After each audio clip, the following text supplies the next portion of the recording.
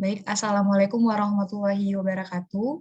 Selamat pagi Pak Asep dan teman-teman sekalian. Perkenalkan saya Zara Tunisa dengan NIM 2202104. Pada kesempatan kali ini saya akan menjelaskan proyek yang telah saya lakukan, yaitu dengan judul Pendeteksian Geomorfologi dan Identifikasi Struktur Geologi pada Gunung Api Sinabung.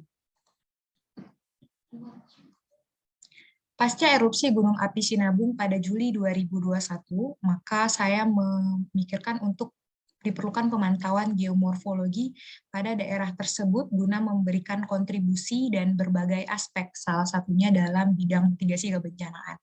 Nah, proyek ini saya lakukan pada daerah Gunung Api Sinabung yang terletak pada Kabupaten Karo, Provinsi Sumatera Utara, dan untuk mendapatkan hasil yang optimal, saya juga melakukan analisis kelurusan pada daerah pengamatan.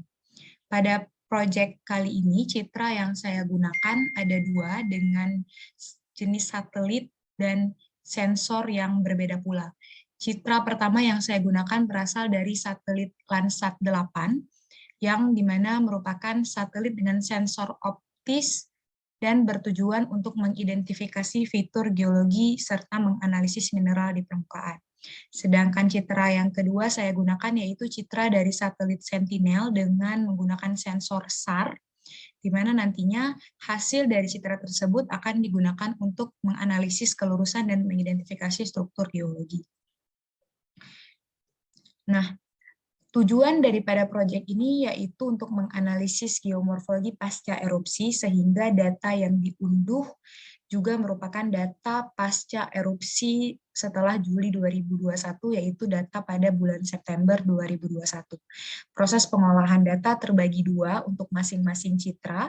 Yang pertama pada data untuk Landsat 8, proses pengolahan data terbagi menjadi 5 tahapan. Yang pertama yaitu koreksi atmosferik dengan tujuan untuk meningkatkan kualitas dan kalkulasi kompleks pada citra, yang kemudian dilanjutkan dengan pemilihan ROI sesuai dengan lokasi pengamatan. Yang ketiga dilakukan komposit citra RGB, di mana pada proyek ini saya memilih RGB False Color Composite untuk analisis morfologi, dan dilanjutkan dengan penajaman citra dengan menggunakan normalisasi histogram, dan terakhir filtering citra.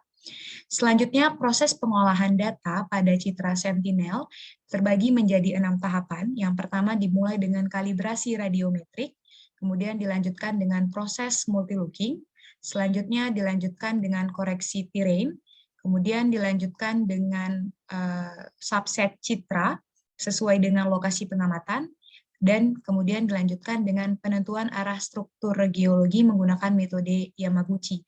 Nah, arah yang sudah berhasil dianalisis ini akan menghasilkan diagram mawar untuk menentukan arah dominan dari struktur pada lokasi pengamatan. Setelah dilakukan proses pengolahan data, maka selanjutnya akan dilanjutkan dengan analisis daripada hasil pengolahan tersebut. Data dari citra Landsat 8 yang telah dilakukan komposite kemudian dianalisis morfologi. Analisis tersebut diawali dengan pembagian fases pada Gunung Api Sinabung menjadi 4 bagian atau 4 kategori, yaitu ada fases sentral, proksimal, medial, dan distal. Nah, pembagian fases tersebut memudahkan untuk mengetahui batuan-batuan penyusun dari daerah yang diamati. Hasil komposite False Color 567 seperti yang tampak pada gambar di sisi kiri.